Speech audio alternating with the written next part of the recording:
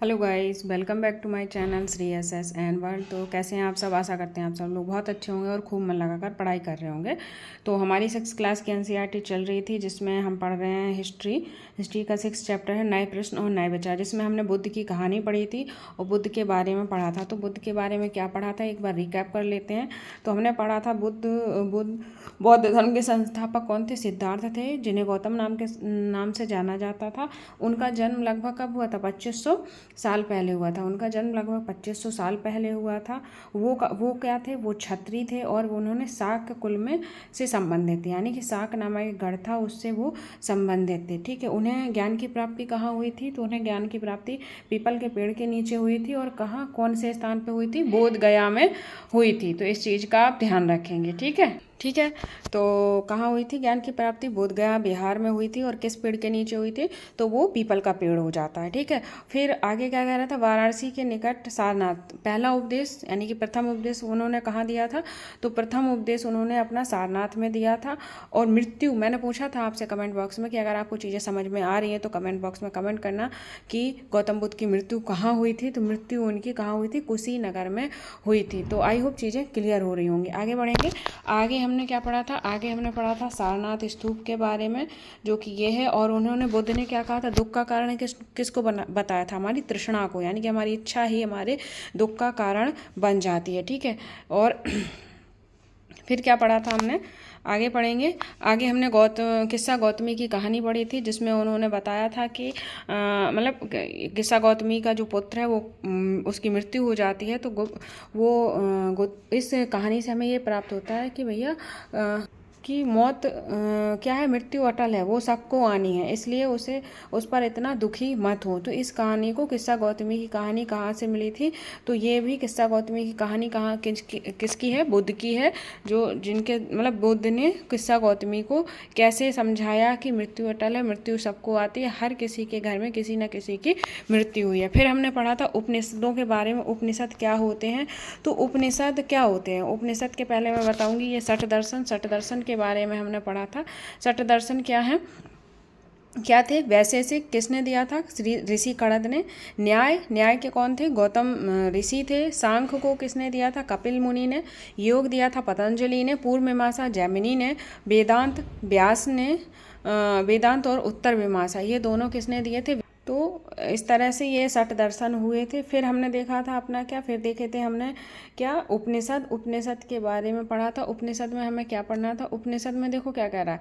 उपनिषद यानी कि उन्होंने कहा था आत्मा और ब्रह्मा अथवा सार्वभौम आत्मा के रूप में है। आत्मा तथा ब्रह्मा क्या है? एक ही हैं। जो बुद्ध के अनुयायी हैं, जो बुद्ध हैं, वो उपनिषद में क्या लिखते हैं कि आत्मा और ब्रह्मा एक ही हैं। और उपनिषद का शाब्दिक अर्थ क्या था? गुरु के समीप बैठना। तो ये चीज़ें आपको मैं रिकैप करवा रही हूँ क्योंकि ये इंपॉर्टेंट है। फिर हमने देखा था बुद्धिमान भिखारी की कहानी, जिसमें 2 ब्राह्मण थे। कौन से थे? शौनक और अभिप्रताड़न। ठीक है। जो क्या कहते हैं? वो सार्वभौम आत्मा के उपासक हैं। ठीक है। सार्वभौम आत्मा के उपासक हैं, जिससे भिखारी ने इस चीज़ पे उनसे वार्तालाप किया था। फिर हमने व्याकरणविद पाणिनि के बारे में पढ़ा था कि पाणिनि ने क्या किया था? संस्कृत में व्याकरण सबसे पहले किसने लिखी थी? पाणिनि जी ने संस्कृत की व्याकरण लिखी थी। और उन्होंने कैसे लिखी थी? इन्होंने एक सूत्र, जो बीजगणितीय सूत्र के समान उन्होंने क्या किए थे? सूत्र दिए थे, जो कि किससे मिलते थे? हमारे बीजगणित से मिलते थे। ठीक है। तो ये चीज़ें हमने पढ़ी थी। आज हम पढ़ेंगे जैन धर्म के बारे में। जैसे बौद्ध धर्म पढ़ा था, ऐसे ही उस टाइम पे एक जैन धर्म था, जो उस टाइम पे बहुत पॉपुलर था। तो क्या था जैन धर्म? उसके बारे में पढ़ने वाले हैं। ठीक है। तो सबसे पहले पढ़ेंगे। इस युग में अतः लगभग 2500 वर्ष पूर्व जैन धर्म के 24वें तथा अंतिम तीर्थंकर कौन थे? वर्धमान महावीर थे। तो ध्यान रखेंगे, अगर क्वेश्चन आता है, देखो हर लाइन से क्वेश्चन बन सकता है। और जिस लाइन से क्वेश्चन बन सकता है, कैसे बन सकता है, वो चीज़ मैं आपको क्लियर करती हूँ। क्योंकि आप यहाँ क्लास में पढ़ने आते हो, यानी कि समझने चीज़ें आते हो, कैसे कहाँ से कैसे क्वेश्चन बन सकता है, वो चीज़ बताना हमारा क्या है, हमारी ड्यूटी है, तो वो हम आपको क्लियर करते चलेंगे। ठीक है, तो वो पूछेगा कि जैन धर्म के अंतिम तीर्थंकर कौन थे। अंतिम तीर्थंकर कौन थे, तो वो थे हमारे वर्धमान महावीर जी। अगर क्वेश्चन पूछता है कि जैन धर्म के 24वें तीर्थंकर कौन थे, तब भी आंसर बनेगा हमारा वर्धमान महावीर जी। ठीक है, आगे बढ़ेंगे। वह बज्जी संघ के लिच्छवी कुल के एक क्षत्रिय राजकुमार थे। ठीक है, क्षत्रिय राजकुमार थे। देखो, गौतम बुद्ध भी हमारे क्षत्रिय थे और महावीर भी क्या थे, क्षत्रिय थे। ठीक है, और कहाँ के थे ये बज्जी संघ के, कहाँ के, बज्जी संघ के, और लिच्छवी कुल के कौन थे, ये क्षत्रिय राजकुमार थे। वो कौन किसके थे, वे शाक कुल के थे। ठीक है, बुद्ध। तो इस चीज़ का ध्यान रखेंगे। क्या पढ़ा आपने, 24वें तथा अंतिम तीर्थंकर महावीर जी थे, और वो भी क्या थे, क्षत्रिय थे, और बज्जी संघ के, किस संघ के, बज्जी संघ के, और लिच्छवी कुल के राजकुमार थे। ठीक है, ये चीज़ क्लियर हो रही होंगी आपको। ठीक है, आगे बढ़ेंगे। इस संघ के विषय में तुमने अध्याय 5 में पढ़ा होगा। अध्याय 5 में आपने इन संघ के बारे में पढ़ा होगा, लिच्छवी कुल के बारे में आपने, बज्जी के बारे में हमने पढ़ा था ना, मगध और बज्जी के बारे में।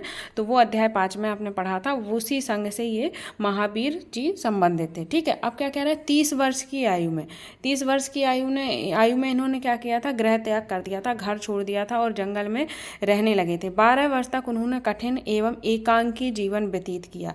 कितने वर्ष तक उन्होंने कठिन और एकांकी जीवन व्यतीत किया, तो वो 12 वर्ष तक कठिन और एकांकी जीवन व्यतीत किया। इसके बाद उन्हें क्या हुई, ज्ञान की प्राप्ति हुई। ठीक है, तो आई होप चीज़ें क्लियर हो रही होंगी। आगे बढ़ेंगे। उनकी शिक्षा सरल थी। उनकी जो शिक्षा थी वो क्या थी, सरल थी। उनकी शिक्षा सरल थी। सत्य जानने की इच्छा रखने वाले स्त्री एवं पुरुष को अपना घर छोड़ देना चाहिए था।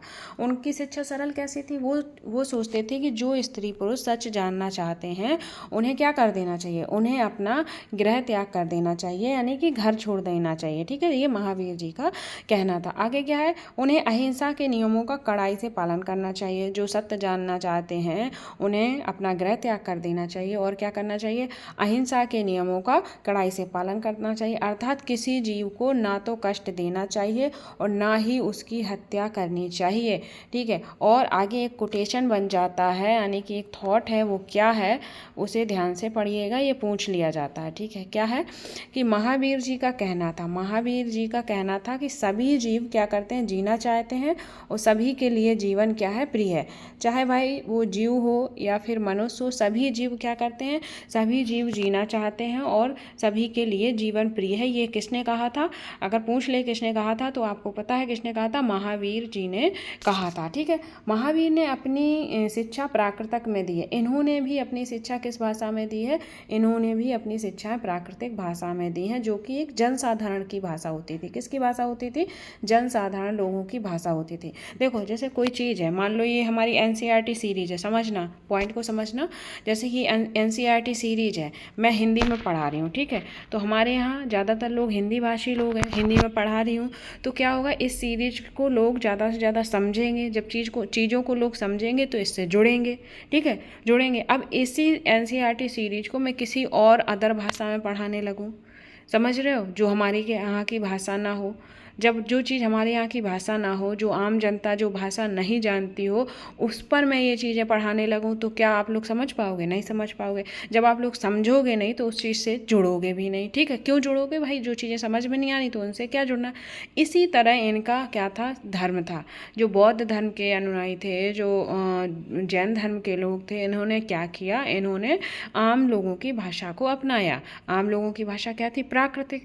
जब प्राकृतिक भाषा को अपनाया, लोगों को चीज़ें समझ में आई, तो लोगों ने क्या किया, लोग उनसे जुड़ना चालू हो गए। तो इसीलिए ये दो धर्म क्या हुए, बहुत आगे बढ़े। क्यों बढ़े, क्योंकि इनकी जो लैंग्वेज थी वो जनसाधारण लोगों की लैंग्वेज थी, यानी कि जो भाषा थी, जो लोग भाषा बोलते थे, उन्हीं भाषा पे इन्होंने अपने शिक्षा का क्या किया, प्रचार प्रसार किया। ठीक है, तो चीज़ें क्लियर हो रही होंगी।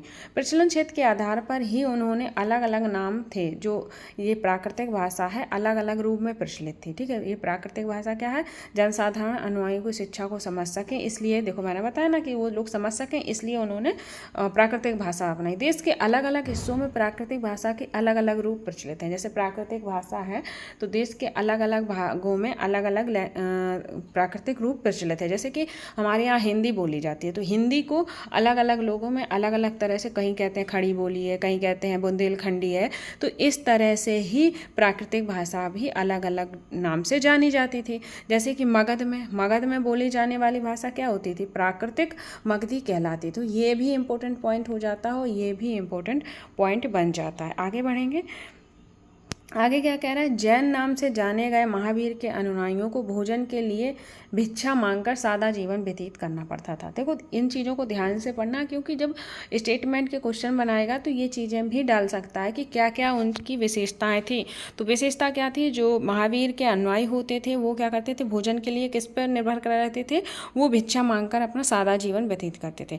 उन्हें पूरी तरह से क्या होना होता था? ईमानदार होना पड़ता था तथा चोरी ना करने की उन्हें सख्त हिदायत दी जाती थी। उन्हें ब्रह्मचर्य का पालन करना होता था तथा पुरुषों को वस्त्रों सहित सब कुछ त्याग देना पड़ता था। इस चीज़ का ध्यान रखेंगे। जो पुरुष होते थे उन्हें निर्वस्त्र रहना पड़ता था, यानी कि वस्त्र सहित भी सारी चीज़ें वो त्याग देते थे। ठीक है, ये विशेषताएं हैं, इन्हें याद रखना। आगे बढ़ेंगे।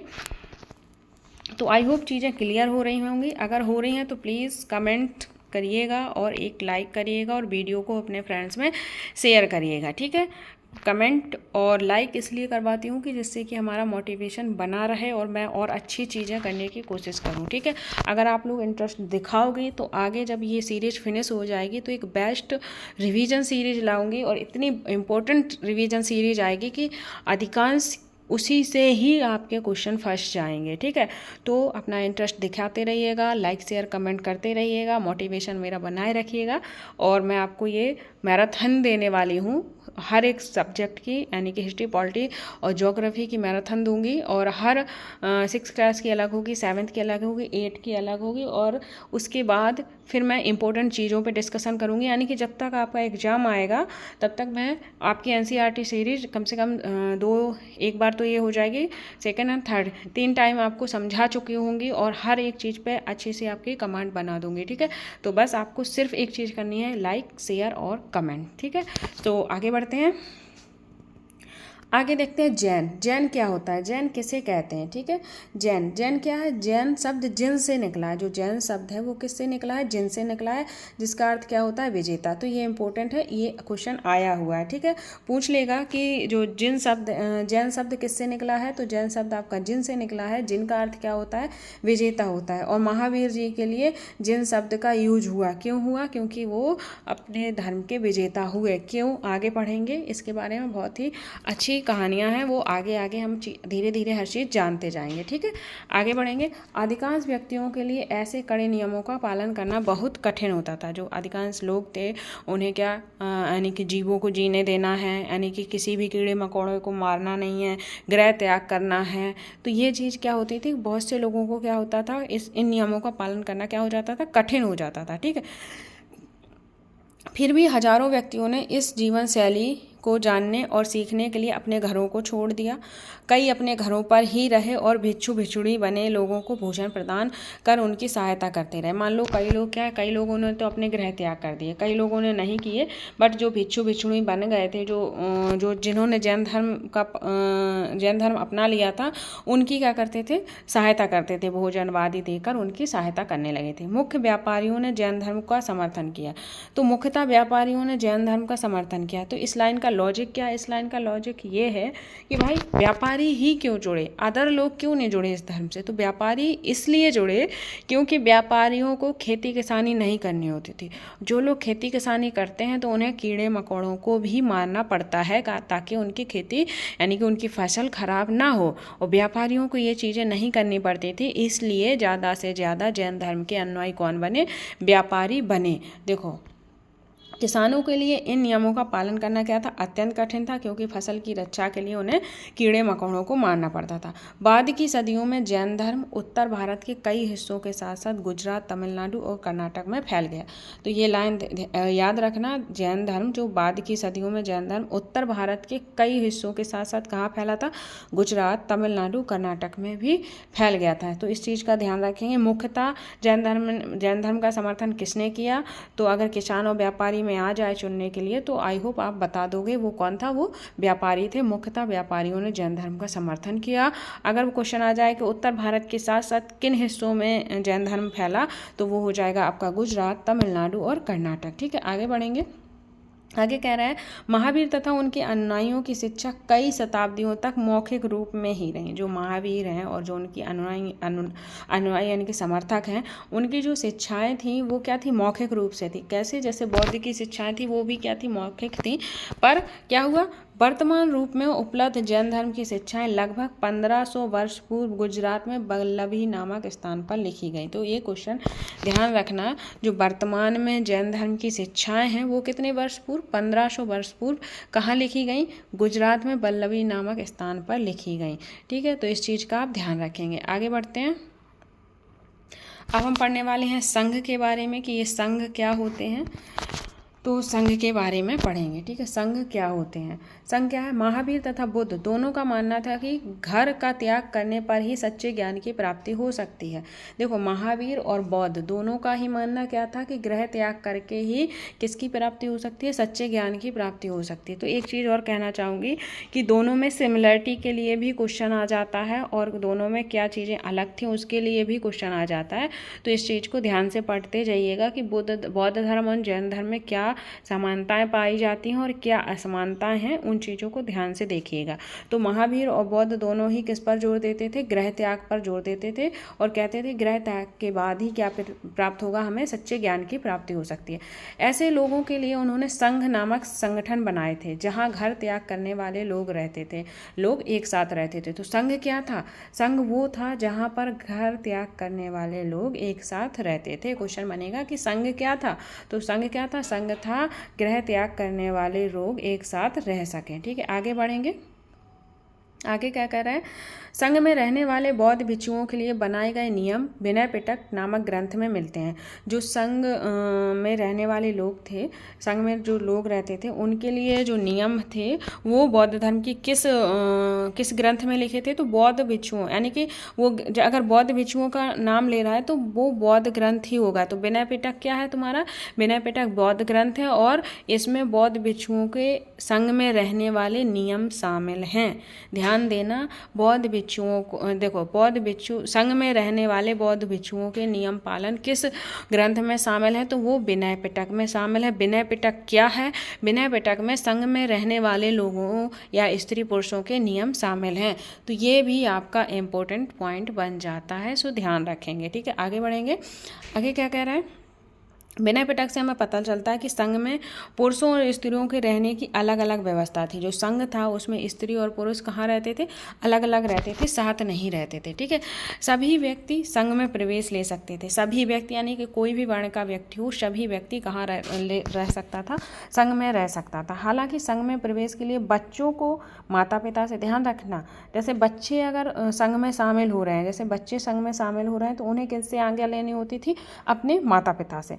और जो दास हैं उन्हें अपने स्वामी से आज्ञा लेनी होती थी, यानी कि राजा के यहाँ काम करने वाले, जो राजा के यहाँ काम करने वाले लोग हैं उन्हें किससे आज्ञा लेनी होगी, अंडरस्टूड है, उन्हें अपने राजा से आज्ञा लेनी होगी। ठीक है, और जो कर्जदार हैं उन्हें अपने देनदार से, यानी कि जैसे हमने आपसे कर्जा लिया और हम बौद्ध यानी कि संघ में शामिल हो रहे हैं, तो अगर हम संघ में शामिल हो रहे हैं तो हम आपसे अनुमति लेंगे कि मतलब हमने तो कर्जा लिया है, तो हम आपसे पूछेंगे क्या हम बौद्ध संघ में शामिल हो जाएं। अगर आप कहोगे कि हाँ तो हम हो जाएंगे, आप कहोगे ना तो नहीं होंगे, क्योंकि हमने आपका कर्जा ले रखा है। ठीक है, और एक स्त्री को अपने पति से अनुमति लेनी होती थी। तो इस चीज़ का आप ध्यान रखेंगे। ठीक है, आगे बढ़ेंगे। संघ में प्रवेश लेने वाले स्त्री पुरुष क्या करते थे, बहुत ही सादा जीवन व्यतीत करते थे। ठीक है, जो संघ में स्त्री पुरुष रहते थे वो सादा जीवन व्यतीत करते थे। वे अपना अधिकांश समय ध्यान करने में बिताते थे और एक दिन के एक निश्चित समय पर वे शहर तथा गाँव में जाकर भिक्षा मांगते थे। ठीक है, तो एक दिन के कितने समय पर, एक निश्चित समय पर गाँव शहर में जाकर वो क्या करते थे, भिक्षा मांगते थे। यही कारण है कि उन्हें भिक्षु तथा भिक्षुणी कहा गया। क्या कहा गया, भिक्षु तथा भिक्षुणी, और साधु और भिखारी प्राकृतिक शब्द में कहा गया। ठीक है, वे आम लोगों को शिक्षा देते थे और साथ ही एक दूसरे की क्या करते थे, वो सहायता भी करते थे। तो आई होप चीज़ें क्लियर हो रही होंगी। ठीक है, जो चीज़ क्लियर ना हो तो प्लीज़ कमेंट बॉक्स में कमेंट कर दीजिएगा, मैं उसे क्लियर करने की कोशिश करूँगी। ठीक है, आगे किसी तरह की आपसी लड़ाई का निपटारा करने के लिए वे प्रायः बैठक भी करते थे। यानी कि कोई आपसी लड़ाई, भाई संघ में बहुत से लोग रह रहे हैं तो उनमें क्या होता है, तो आपसी लड़ाई भी हो जाती है, तो उनको निपटारा करने के लिए वो क्या करेंगे, बैठकें भी करते थे। संघ में प्रवेश लेने वाले ब्राह्मण, क्षत्रिय, व्यापारी, मजदूर, नाई, गणकाय, दास शामिल थे। तो संघ में मैंने कहा ना, वर्ण व्यवस्था वहाँ नहीं चलती है, संघ में सभी लोग प्रवेश ले सकते थे।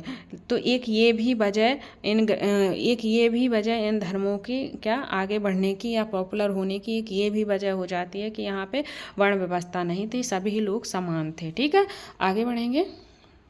आगे क्या रहा है, इनमें से कई लोगों ने बुद्ध की शिक्षाओं के विषय में लिखा तथा कुछ लोगों ने संघ में अपने जीवन के विषय में सुंदर कविताओं की रचना की। ठीक है, अब देखो क्वेश्चन दो प्रकार से बन जाएगा, जो यहाँ दिया हुआ है उससे बन जाएगा और एक क्वेश्चन इससे भी बन जाएगा कि बौद्ध धर्म या जैन धर्म प्रचलित होने के कारण क्या थे। तो एक कारण तो ये हो जाएगा कि उन्होंने क्या किया था, उन्होंने जनसाधारण लोगों की लैंग्वेज यानी कि भाषा को अपनाया था, हैं। और दूसरा ये बन जाएगा कि उन्होंने वर्ण व्यवस्था को नहीं अपनाया था। हर जाति का या हर वर्ण के लोग इस संघ में शामिल हो सकते थे। उस संघ में शामिल होने के बाद उनकी कोई जाति, उनका वर्ण कुछ नहीं रह जाता था, सिर्फ वो बौद्ध भिक्षु या जैन अनुयायी कहलाते थे। ठीक है, ये दो रीजन हो जाते हैं। ठीक है, तो चीज़ें आपको समझ में आ रही होंगी। ये क्या है, पहाड़ी को काटकर बनाई गई एक गुफा। ये जो गुफा है ये पहाड़ी को काटकर बनाई गई है। ये कारले स्थित एक गुफा, कहाँ पर, कारले वर्तमान महाराष्ट्र में स्थित एक गुफा है जो भिक्षुणी इन शरण स्थलों में रहकर ध्यान करते थे। तो इनकी ज़रूरत क्यों पड़ती थी, ये चीज़ पे हम ध्यान देंगे। तो बिहार क्या होते हैं उनको जानेंगे। बिहार जैन तथा बौद्ध भिक्षु पूरे साल एक स्थान से दूसरे स्थान घूमते हुए क्या करते थे, उपदेश देते थे। पूरे साल वो इधर उधर घूमकर उपदेश दिया करते थे। केवल वर्षा ऋतु में वो यात्रा करना कठिन हो जाती थी तो वो एक स्थान पर निवास करते थे। ठीक है, केवल कब वो एक स्थान पर रुकते थे, जब वर्षा ऋतु में क्या होता था, उन्हें सफ़र करना क्या होता था, कठिन होता था, तो वो एक स्थान पर रुक जाते थे। ठीक है, अब जब वो एक स्थान पर रुकेंगे वर्षा ऋतु में तो उस स्थान में को रहने लायक भी तो होना चाहिए, नहीं होना चाहिए। तो ऐसे समय में वे अपने अनुयायियों द्वारा उद्यानों में बनवाए गए अस्थायी निवासों में अथवा पहाड़ी क्षेत्रों की प्राकृतिक गुफाओं में रहते थे। तो देखो, अपने अनुयायी, जो उनके अनुयायी थे, जो समर्थक थे, उनके द्वारा बनवाए गए अस्थायी निवास मतलब कि जैसे तंबू लगा लेते हैं ना आजकल हम लोग, तो वो अस्थायी है, मतलब ज़रूरत है तंबू लगा लिया, जब ज़रूरत नहीं है ऐसे हटा दिया। तो इसी तरह का होता है अस्थायी निवास। आगे बढ़ेंगे। जैसे जैसे समय बीता, क्या कह रहा है, जैसे जैसे समय बीतता गया भिक्षु भिक्षुणियों ने स्वयं तथा उनके समर्थकों ने अधिक स्थायी शरण स्थलों की आवश्यकता का अनुभव किया। मतलब जो अस्थायी शरण स्थल बन रहे थे, रहने के लिए चीज़ें बन रही थी, उन्होंने क्या किया, अब उन्हें फील होने लगा कि हमें स्थायी शरण स्थल यानी कि स्थायी रहने की जगह बनवानी चाहिए। ठीक है, फिर क्या किया उन्होंने, तब कई शरण स्थल बनाए गए जिन्हें बिहार कहा गया। जो बिहार क्या थे, बौद्ध लोगों के रहने की जगह थी, उन्हें क्या कहा गया, बिहार कहा गया। शरण स्थल या शरण स्थल बोल दे या रहने की जगह बोल दे, वो एक ही है, तो उन्हें क्या कहा गया, बिहार। अब ध्यान देना, यहाँ से इंपॉर्टेंट लाइन आ रही है। क्या इंपॉर्टेंट है, क्वेश्चन पूछेगा कि बिहार कैसे बनाए जाते थे। क्वेश्चन आ जाएगा, कैसे आ जाएगा, सुनो। आरंभिक बिहार लकड़ी के बनाए गए, जो आरंभिक बिहार थे वो लकड़ी के बनाए गए। बाद में इनके निर्माण में ईंटों का प्रयोग होने लगा। ठीक है, स्टेटमेंट बन जाएगा कि आरंभिक बिहार लकड़ी के बनाए गए थे और बाद में इनका प्रयोग ईंटों के रूप में हुआ। तो ये स्टेटमेंट आपका सही हो जाएगा। ये क्वेश्चन आया हुआ है इसलिए ये इम्पोर्टेंट हो जाता है। ठीक है, आगे बढ़ेंगे। पश्चिमी भारत में विशेषकर कुछ बिहार पहाड़ियों को खोदकर बनाए गए। जो पश्चिमी क्षेत्र है वहाँ पर बिहार कैसे बनाए गए थे, वहाँ पर बिहार पहाड़ियों को खोदकर बनाए गए थे। तो इसे भी ध्यान रखेंगे। पश्चिमी क्षेत्र में विशेषकर बिहार, या विशेषकर मतलब ज़्यादातर बिहार कैसे बने थे, पहाड़ियों को खोदकर बनाए गए थे। ठीक है, आगे बढ़ेंगे।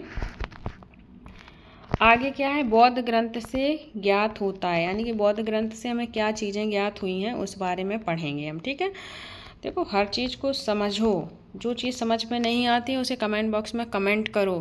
ठीक है, बौद्ध एक बौद्ध ग्रंथ से से ज्ञात होता है, क्या ज्ञात होता है। देखो, जिस तरह क्या कह रहा है, जिस तरह महासागरों में मिलने वाली नदियों की अलग अलग पहचान समाप्त हो जाती है, ठीक उसी तरह युद्ध में अनुयायी तथा भिक्षुओं की श्रेणी में प्रवेश करते ही वे अपना वर्ण, श्रेणी, परिवार सब त्याग देते हैं, जो मैंने अभी बताया था इनके प्रचलित होने का रीजन।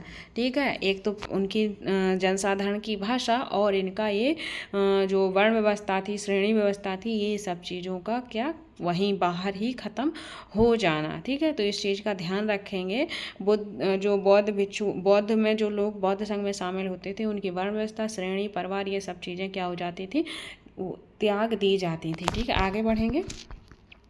प्रायः किसी धनी व्यापारी, क्या कह रहा है, प्रायः किसी धनी व्यापारी, राजा अथवा भूस्वामी द्वारा दान में दी गई भूमि पर बिहार का निर्माण होता था। बिहार का निर्माण कहाँ होता था, मान लो किसी धनी व्यापारी ने दान दे दी जगह, किसी भूस्वामी ने दान दे दी, वहाँ पर क्या होता था, बिहारों का निर्माण हो जाता था। स्थानीय व्यक्ति भिक्षु भिक्षुणियों के लिए भोजन, वस्त्र, दवाइयाँ लेकर आते थे। जो स्थानीय व्यक्ति, मान लो बौद्ध भिक्षु यहाँ आए, हमारे यहाँ आए या आपके यहाँ आए और सर्दियों बरसात में रुक गए, तो वहाँ आप लोग क्या करोगे, उनकी दवाई का, खाने पीने का, इन सब चीज़ों का ख्याल आप लोग रखोगे। ठीक है, आप लोग आज भी कोई संत आ जाते हैं तो उनका ख्याल आप लोग रखते हो ना, इसी तरह बौद्ध भिक्षु का उस टाइम पे बहुत ही ज़्यादा ख्याल रखा जाता था और बदले में वो क्या करते थे, बदले में वो उन्हें शिक्षाएँ प्रदान करते थे। ठीक है, जिसके बदले में वे भिक्षु और भिक्षुणी लोगों को क्या करते थे, शिक्षा देते थे। आने वाली शताब्दियों में बौद्ध धर्म उपमहाद्वीप के विभिन्न हिस्सों के साथ साथ बाहरी क्षेत्रों में भी फैला। देखो, उपमहाद्वीप में तो फैला ही था और साथ साथ बाहरी क्षेत्रों में भी फैल गया। इसके बारे में हम अध्याय 9 में पढ़ेंगे। हमने बताया है कि इन चीज़ों को हम आगे डिटेल में पढ़ेंगे। अब आश्रम व्यवस्था, आश्रम व्यवस्था कैसी थी भाई, आश्रम क्या था, तो आश्रम वो आश्रम नहीं जो आश्रम मुनि लोग बना के रहते, ये आश्रम अलग थे। कौन कौन से आश्रम थे उस पर ध्यान देंगे। देखो, जैन तथा बौद्ध धर्म जिस समय लोकप्रिय हो रहे थे, लगभग उसी समय ब्राह्मणों ने आश्रम व्यवस्था का विकास किया था। जब जैन और बौद्ध धर्म विकसित हुए तो ब्राह्मणों ने उसी समय क्या किया था, ब्राह्मणों ने आश्रम व्यवस्था का विकास किया था। ध्यान से सुनना, जैन और बौद्ध धर्म ने इसका विकास नहीं किया था, ब्राह्मणों ने आश्रम व्यवस्था का विकास किया था। क्या थी ये आश्रम व्यवस्था, ध्यान देंगे। यह आश्रम शब्द का तात्पर्य लोगों द्वारा रहने तथा ध्यान करने के लिए प्रयोग में आने वाला स्थान नहीं है, जो मैंने अभी बताया, बल्कि इसका तात्पर्य जीवन के एक चरण से होता है। किससे होता है, जीवन के एक चरण से होता है। इस आश्रम का ये मतलब है, जीवन का एक चरण, एक आश्रम मतलब जीवन का एक चरण। अब वो एक चरण कैसा होता है, देखो, मान लो एक उन्होंने आश्रम दिए थे, एक ब्रह्मचर्य आश्रम हो गया, गृहस्थ आश्रम हो गया, वानप्रस्थ और संन्यास नामक 4 आश्रम दिए थे। तो कितने आश्रम दिए, 4 आश्रम दिए ब्राह्मणों ने। ब्रह्मचर्य, गृहस्थ, वानप्रस्थ और संन्यास, ये 4 आश्रम दिए हैं। अब ये 4 आश्रम क्या हैं, इन पर ध्यान देंगे। देखो, पहला क्या है, पहला है आपका ब्रह्मचर्य। ब्रह्मचर्य के अंतर्गत क्या करना होता था, ब्रह्मचर्य के अंतर्गत ब्राह्मण, क्षत्रिय, वैश्य से ये अपेक्षा की जाती थी कि इस चरण के दौरान वे सादा जीवन बिताकर वेदों का अध्ययन करेंगे। यानी कि ब्रह्मचर्य जीवन में वो क्या करेंगे, अपना सादा जीवन बिताएंगे और वेदों का अध्ययन करेंगे। तो ध्यान रखेंगे, ब्रह्मचर्य में ये होता था। फिर आ जाता है नंबर 2 आपका गृहस्थ आश्रम। गृहस्थ आश्रम के अंतर्गत क्या होता था, उन्हें विवाह करके एक गृहस्थ के रूप में रहना होता था। वानप्रस्थ के अंतर्गत उन्हें जंगल में रहकर साधना करनी होती थी। अंततः उन्हें सब कुछ त्याग कर सन्यासी बन जाना होता था। फिर देखो, गृहस्थ में ये होता था। फिर वानप्रस्थ के अंतर्गत क्या होता था, जंगल में उन्हें क्या करनी होती थी, साधना करनी होती थी। ठीक है, जंगल में उन्हें क्या करनी होती, साधना करनी होती थी। फिर सन्यासी में क्या था, अंततः सन्यासी कब होता है, सन्यासी आश्रम, यानी सन्यास आश्रम क्या था, सन्यास का मतलब जानते हो, सब कुछ त्याग कर सन्यासी हो जाना। तो अगर चीज़ें समझ में नहीं आई तो सुनो। ब्रह्मचर्य आश्रम, नंबर 1 ब्रह्मचर्य आश्रम। ब्रह्मचर्य आश्रम में क्या था कि क्षत्रिय तथा वैश्य, ब्राह्मण, क्षत्रिय, वैश्य से यह अपेक्षा की जाती थी कि इस दौरान वो क्या करें, सादा जीवन बताकर सिर्फ क्या करें, वेदों का अध्ययन करें। तो वेदों का अध्ययन किस आश्रम में किया जाता था? ब्रह्मचर्य आश्रम में। गृहस्थ आश्रम, गृहस्थ से समझ में आ रहा होगा, विवाह करके गृहस्थ रूप में रहना।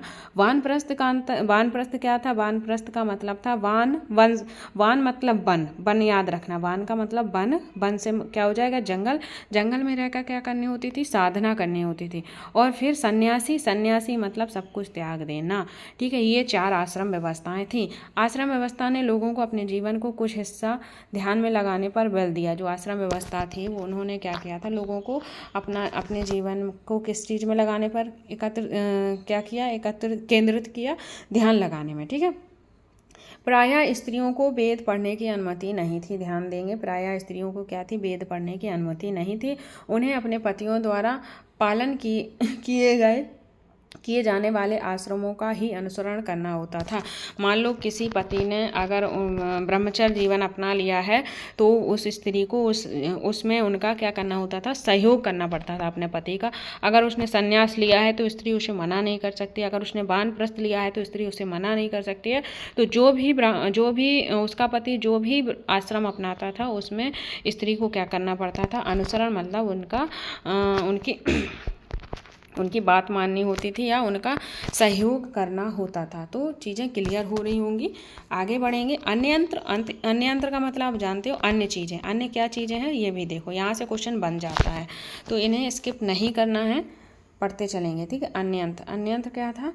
अब देखो एटलस में ईरान ढूंढो, आपको एटलस में ईरान ढूंढना है। ईरान में क्या था? जरथुस्त्र एक ईरानी पैगंबर थे। जो जरथुस्त्र थे वो क्या थे? एक ईरानी पैगंबर थे। क्वेश्चन बन जाएगा ईरानी पैगंबर कौन थे? तो जरथुस्त्र थे। और अगर पूछता है कि जरथुस्त्र कौन थे तो वो ईरानी पैगंबर थे। ठीक है, उनकी शिक्षाओं का संकलन किससे मिलता है? जिंद अवस्था में मिलता है। इंपॉर्टेंट है, इससे क्वेश्चन आया है कई बार। ठीक है, तो उनकी शिक्षाओं का संकलन किस में था? जिंद अवस्था में था। जिंद अवस्था क्या थी? जिंद अवस्था की भाषा तथा वर्णित रीति रिवाज वेदों की भाषा और रीति रिवाजों से काफ़ी मिलती थी। तो जो जिंद अवस्था की भाषा थी, रीति रिवाज थे, वो वेदों की भाषा और रीति रिवाज से काफ़ी मिलते थे। जो हमारे वेद थे उनसे उनकी ये भाषा मिलती थी। तो जराथुस्त्र की मूल शिक्षा का सूत्र क्या था? ध्यान से पढ़ना, सूत्र भी पूछ लेगा। सद्विचार, सद्वचन, सद्कार किस में दिया गया? सद्विचार, सद्वचन, सद्विचार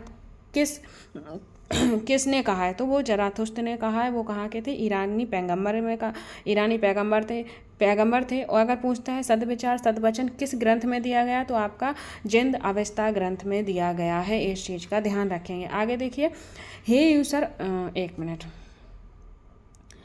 हे यूसर क्या करो? बल, सत्य, प्रधानता एवं सद्विचार प्रदान कीजिए जिनके जरिए हम शांति बना सकें। ठीक है, हे ईश्वर, बल, सत्य, प्रधानता तथा सद्विचार प्रदान कीजिए जिसके जरिए हम क्या कर सकें? शांति बना सकें। 1000 से अधिक वर्षों तक जराथुस्त्रवाद ईरान का एक प्रमुख धर्म बना रहा। तो कितने वर्षों तक ये बना रहा? 1000 वर्षों से अधिक तक जराथुस्त्रवाद ईरान का प्रमुख धर्म बना रहा। और जराथुस्त्रवादी ईरान से आकर गुजरात और महाराष्ट्र के तटीय नगरों में बसे हुए लोग आज भी पारसियों के पूर्वज हैं। जो जराथुस्त्रवादी थे ईरान से आकर कहाँ बस गए थे? गुजरात और महाराष्ट्र में बस गए थे। और वो लोग आज भी पारसियों के क्या है? पूर्वज कहलाते हैं। तो जराथुस्त्र का जो सूत्र था, तो वो सूत्र क्या था?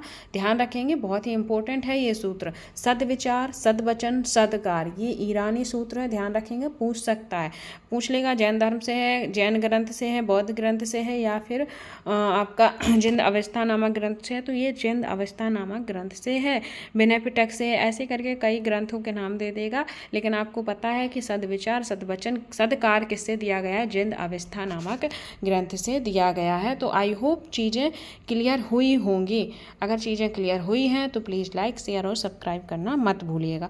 अब ये उपयोगी शब्द हैं कि हमने इस चैप्टर से क्या क्या सीखा। हमने तृष्णा यानी इच्छा के बारे में सीखा। दुख का कारण क्या थी? हमारी इच्छा थी। प्राकृतिक क्या थी? जैन और बौद्ध धर्म की भाषाएं थी। आत्मा क्या है हमारी? अजर अमर है, सार्वभौम है, ब्रह्मा, ब्रह्मा के बारे में पढ़ा। उपनिषद क्या है, उपनिषद का अर्थ क्या था, गुरु के समीप बैठना। जैन मतलब जैन का होता था, जैन किससे निकला था, जिन शब्द से निकला था, जिसका अर्थ होता है विजेता। अहिंसा यानी कि पशुओं को ना मारना या किसी से लड़ाई झगड़ा ना करना। भिक्षु भिखारी।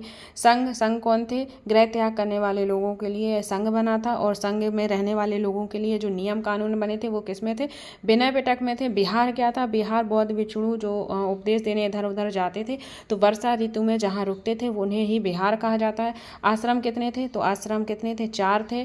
तो ये चीज़ें हमने इस चैप्टर में पढ़ी, ठीक है। और इम्पोर्टेंट चीज़ें आ जाती हैं, क्या है इम्पोर्टेंट, क्या रह जाती हैं, डेट्स रह जाती हैं। तो डेट्स क्या है, उपनिषद के विचार, क्या कह रहा है, उपनिषद के विचारक जैन, महावीर तथा बुद्ध।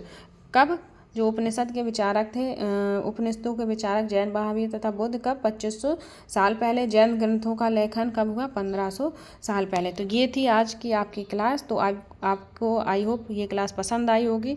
अगर पसंद आई है तो प्लीज़ लाइक, शेयर और कमेंट ज़रूर करिएगा, क्योंकि आपके कमेंट से ही मुझे मोटिवेशन मिलता है। अगर आप चाहते हो कि हमारी एनसीईआरटी और भी अच्छी और अच्छे से हमें समझ में आए और अच्छी चीज़ें मैं लेके आऊँ, अगर आप चाहते हो कि मैं मैराथन लेके आऊँ हर चैप्टर की, अगर आप चाहते हो कि एक एग्ज़ाम टाइम पे बहुत ही इंपॉर्टेंट रिवीजन हो जाए, इंपॉर्टेंट पॉइंट का रिवीजन हो जाए, क्रिप्स रिवीजन हो जाए, तो उसके लिए भी आप कमेंट कर सकते हो, क्योंकि हमें चीज़ें अभी से प्रिपेयर करनी पड़ेंगी, क्योंकि इतना टाइम नहीं रहता है। धीरे धीरे चीज़ें प्रिपेयर करना पड़ेगा, टाइम लगता है चीज़ों में, हार्ड वर्क लगता है। ऐसे थोड़ी कि कुछ भी उठा के डाल दिया। हमें आपका सीटेट क्लियर करवाना है। जुलाई सीटेट का जब आपका रिजल्ट आएगा तो मुझे एक कमेंट बॉक्स में कमेंट आपका चाहिए कि मैम आपकी क्लास से मेरा सीटेट क्वालिफाई हो गया है, ठीक है। तो इसके लिए आपको अभी कमेंट करना पड़ेगा कि क्या कैसे चीज़ें आप चाहते हो, क्या आपकी रिक्वायरमेंट है, फिर मैं उस पर अब काम करूँगी, ठीक है। सो गाइस, आई होप आपको चीज़ें पसंद आ रही हैं, ठीक है। So thank you guys, take care and bye bye.